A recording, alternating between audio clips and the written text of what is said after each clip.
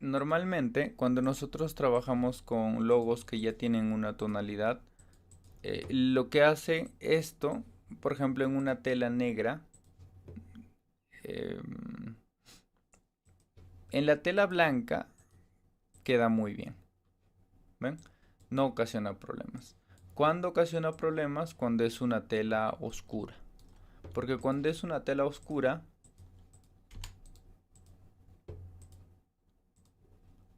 se pierden lo que serían los detalles. ¿Ven? En el blanco queda bien, pero en el negro no queda bien. Entonces lo que hacen algunas personas es cometen este error de cambiar los valores y dejarlo de esta forma. En este caso, se podría decir que más o menos está bien, pero la forma correcta no es trabajarlo de esta forma, sino más bien hacer el mismo proceso que les acabo de explicar. Simplemente añadir un borde de 3, 2.5, que nos permite crear esta figura y luego lo convertimos esto a corrido y el corrido lo convertimos a relleno complejo para trabajarlo en tatami y llevarlo a una capa por debajo. Y esto lo trabajamos en color blanco. Esto es mucho mejor que esto. Porque esto normalmente en rostros como que se ve feo. Acá no se nota porque es un árbol, creo que es una figura muy simple. Pero cuando nosotros trabajamos con rostros y demás detalles, como que se pierde. No sé si esto podría funcionar de ejemplo.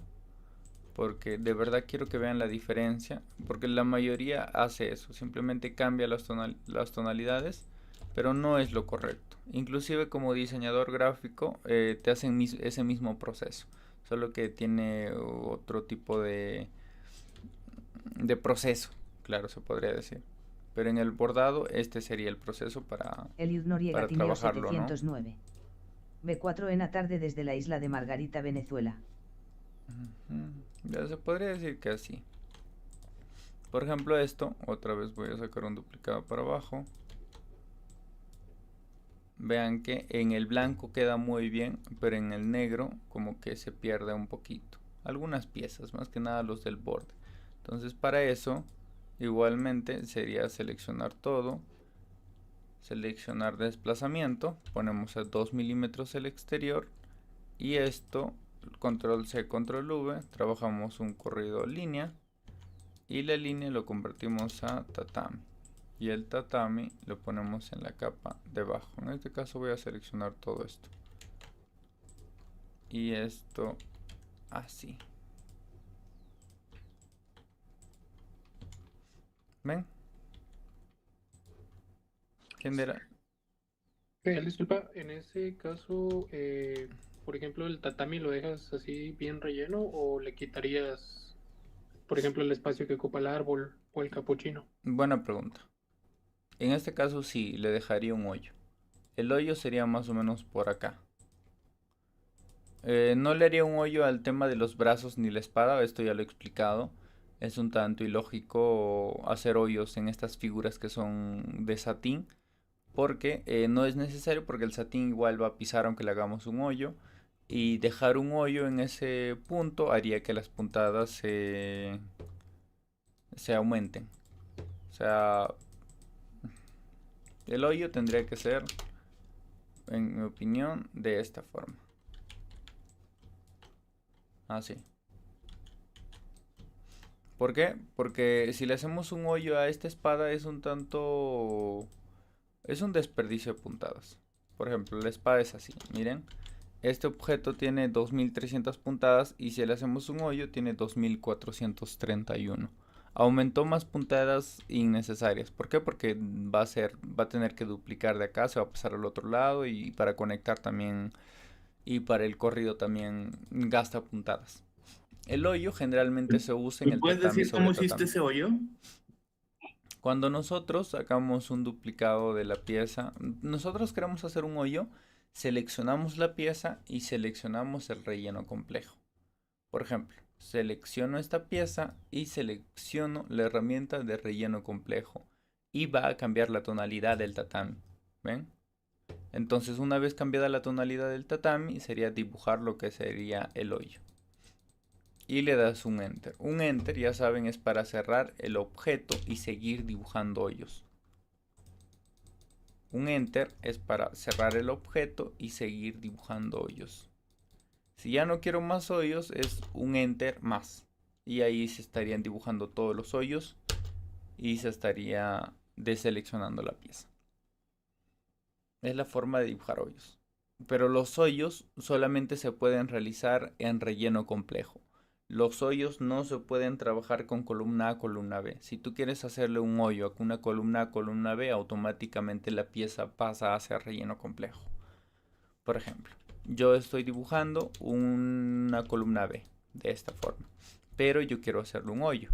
Entonces, selecciono la pieza, utilizo el relleno complejo. Vean lo que pasa, que la pieza, en vez de hacer el hoyo, cambia a lo que sería relleno complejo. Y solamente se trabaja con un ángulo. O sea que al momento de yo seleccionar el relleno complejo, yo no le estaba haciendo el hoyo. Lo que yo estaba haciendo era darle el ángulo. Por ejemplo, voy a seleccionar con columna A, base, base, esquina, esquina, final, final. Ahora yo quiero hacer un hoyo al medio. Selecciono la pieza. Si hago clic a relleno complejo, estoy convirtiendo mi columna a relleno complejo. No le estoy haciendo un hoyo. O sea que el ángulo, mejor sería trabajar primero el ángulo, otra vez control H, un ángulo, otro ángulo. Y luego recién selecciono la pieza otra vez y le hago clic a relleno complejo. Es que relleno complejo solamente me funciona con un ángulo.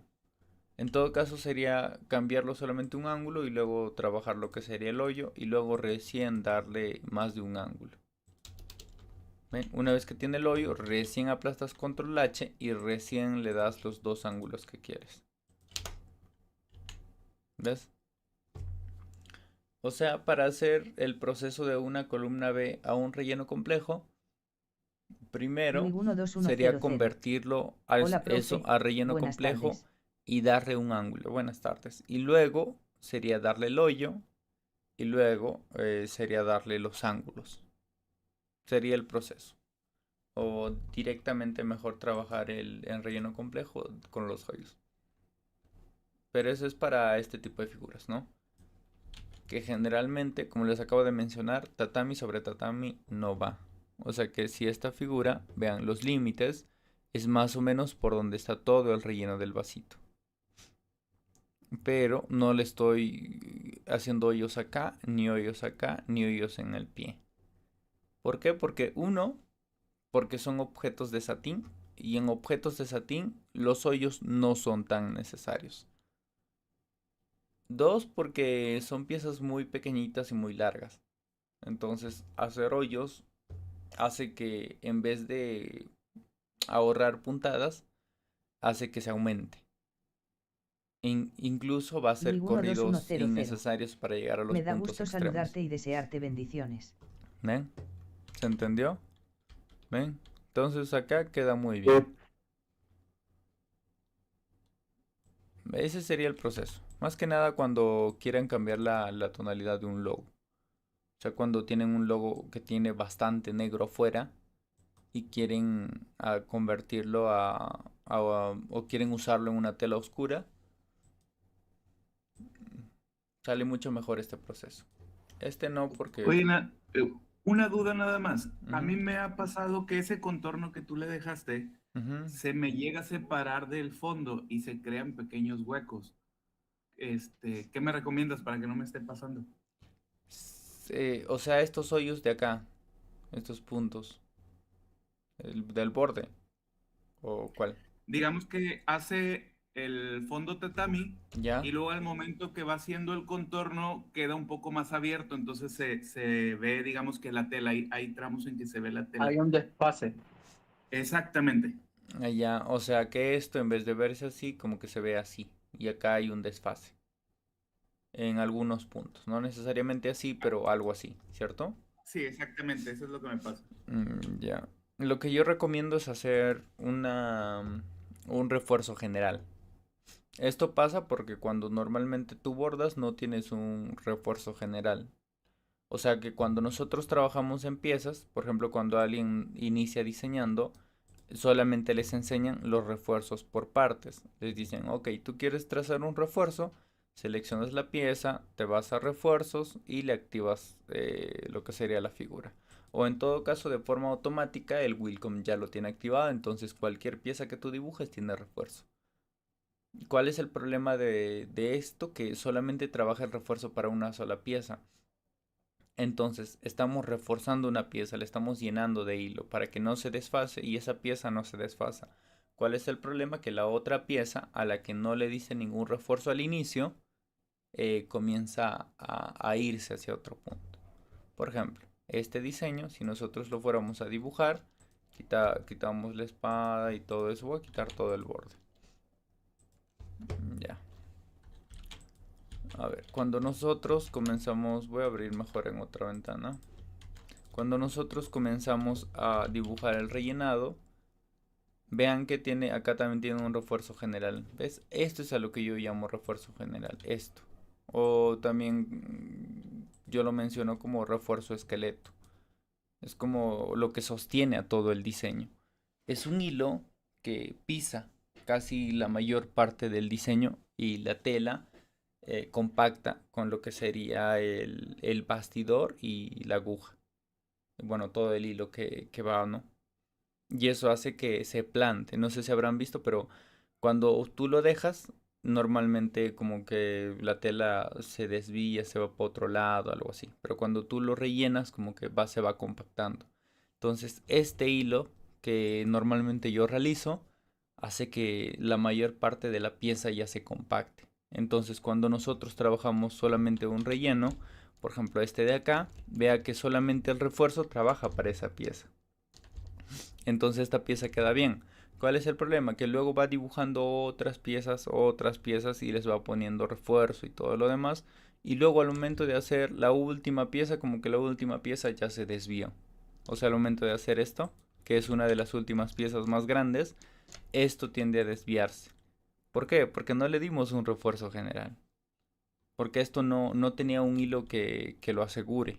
Estábamos reforzando todas las demás piezas por partes. Pero algunas piezas, como les acabo de mencionar, no tenían un hilo que asegure la tela. Y luego cuando al momento de bordarse se desvían. Ese es uno de los problemas de... Es que también el programa, ¿cómo se va a dar cuenta, no? Que tiene que hacer un refuerzo general. Por eso que yo normalmente prefiero hacerlo de forma manual. O en todo caso, lo podrían hacer de este tipo. Por ejemplo, ya tenemos todo esto, ¿cierto? Otro tipo de refuerzo, yo le llamo refuerzo tatami general. Entonces, los dos refuerzos generales que yo uso es el refuerzo esqueleto, que normalmente trabajo con corrido, y el refuerzo tatami general, en el que bordeo, por decir así, toda la figura. ¿Ven? Pero siempre como 2 milímetros a 3 milímetros hacia adentro, porque a veces, no sé, el hilo se va un poquito para el costado y como que hace que se vea este refuerzo, entonces eso no me gusta. Es por eso que lo meto un poquito más hacia adentro para asegurarme de que no se note. Y este sería el refuerzo tatami general, solo que lo convierto a tatami y le abro la puntada a unos 6 milímetros. ¿Ven? Luis 12100. Entonces, A mí me así es pasa como igual. yo lo estaría trabajando. ¿Cuándo? ¿Aún Entonces, cuándo? a Le eso pongo refuerzo. le pongo un Me queda refuerzo corrido como una orilla. separación en telas de algodón. Y normalmente el ángulo tiene que ser un ángulo diferente al tatami. O sea que si el tatami general que estamos dibujando va para ese mismo sentido, sería bueno que el refuerzo que estamos trabajando lo demos un sentido contrario. Y esto tiene que ir debajo de todo este objeto. Este objeto es el número 364, entonces abajo del 364. Y ya tendríamos el refuerzo general. Y esto nos ayuda bastante a la hora de bordar un diseño porque estamos asegurando el diseño. Mira, simplemente dibujamos y este sería el refuerzo general, ¿ves? Y luego recién viene a trabajar el relleno. Ahora, el tatami que va encima tiene relleno. Si ya estamos haciendo un refuerzo general, en teoría no debería de tener porque ya tiene un refuerzo general. Pero aún así yo le pongo, no sé, para asegurar yo le pongo un refuerzo simple, un corrido orilla o simplemente un tatami de unos 5 a 6 milímetros. O sea, si voy a utilizar otro refuerzo más, sería bueno que el refuerzo no sea muy denso, no sea como de 3 milímetros, sino más abrirlo hasta 6, hasta 7, o simplemente darle un refuerzo corridoría, simplemente que es un corrido a todo el borde del objeto, y con eso ya estaríamos solucionando todo lo que serían los desfases. Claro que a esto también le influye el tipo de tela que estés usando. O sea, yo entiendo que hay telas que son muy complicadas, que quieras o no quieras, se desfasa. Y inclusive hay un problema en telas que cuando son muy delgadas, ocurre el problema de si le pongo demasiado relleno, se comprime mucho y arruina la tela. Pero si le pongo bajo relleno, abre lo que sería la tela y no se, o sea, el relleno sale un tanto extraño y no logra tapar el hilo por completo a la tela de atrás y se ve feo. Para eso, lo repito, yo también utilizo bastante lo que es el plástico, porque el plástico es como una especie de apliqué que me ayuda a rellenar el objeto para que la parte de abajo no sobresalga y logre utilizar yo menos hilo. O sea que con plástico negro o con plástico blanco yo podría hacer que este tatami lo abra. Por ejemplo, esto tiene un 0.40 de relleno. Si yo le voy a poner un plástico blanco por detrás, yo lo puedo trabajar hasta un 0.60 y queda bien. Porque el plástico blanco trabaja como aplicado y hace que esto se vea mucho más relleno. O sea que si esto yo lo trabajo en una tela roja, la tela roja como que tiende a notarse por debajo. Si esto yo le abro a 0.60. Pero si esto yo lo trabajo a 0.40, como les acabo de mencionar, rellena bien, pero hace que se comprima o se desfase. Y si le pongo bajo relleno, eso, como tiene bajo relleno, no desfasa, no comprime demasiado, pero se ve la tela de abajo. Pero si utilizas un plástico blanco, puedes utilizar un relleno de hasta 0.80 y esto se ve blanco, porque es como si tuviéramos un aplicado, este sería el aplicado, por debajo. ¿Ves? Como si fuera un aplicado por debajo y hace que el blanco se vea mucho más relleno, como si lo estuviéramos trabajando con un relleno abierto. Este sería un relleno abierto, este sería un relleno abierto, pero usando plástico. ¿Ven? Se nota la diferencia. Obviamente en el bordado se nota más, pero esa es la técnica que se usa. Entonces, si vas a hacer logos oscuros, utiliza un plástico blanco. Si utilizas hilos oscuros, un plástico negro. ¿En qué casos usarlo? Yo recomiendo en diseños de este tipo. Porque en diseños de este tipo el plástico es fácil sacar. Como que por acá sale fácilmente. Donde no recomiendo sacarlo en letras. Porque en letras como que se complica mucho. Porque cuando nosotros trabajamos letras en plástico, el plástico normalmente tiende a quedarse en estos hoyitos de acá. A menos que utilices lo que sería el hidrosoluble, que es un plástico que se deshace con el agua y que te facilita un montón. O sea, con el plástico que se deshace con el agua, simplemente tú con una toallita húmeda lo pasas y el plástico desaparece. Y para ese punto pues ya te ayudó en el rellenado de las letras, así que ya no es necesario lo que serían los bordes. Ayuda bastante. Acá, de hecho, para ahorrarse, es que acá se ahorran de todo quieren ahorrar. Entonces para eso utilizan bastante el plástico y el aplicado. El apliqué para insignias y el plástico porque hay telas muy complicadas que causan ese tipo de problema o telas que son un tanto más como, por ejemplo, hay como lana o lana de alpaca también, que son distintas telas que tienden a ocasionar problemas porque se levantan, son como, tienen una especie de grumos y como el pelo del animal como que tiende a sobresalir y eso abre el hilo. Entonces para evitar eso usan el plástico para pisar y luego recién trabajan todos los hilos del diseño de forma natural. Entonces se adaptan y así es como lo trabajan. Es otra forma, pero pueden usarlo. De hecho, el plástico ayuda bastante para ahorrar hilo y para hacer que el diseño se desvíe menos. También es una especie de aplicado, aunque trabaja lo mínimo, sí hace un buen resultado. Sería bueno que lo vean de igual manera. ¿Alguien alguna otra pregunta?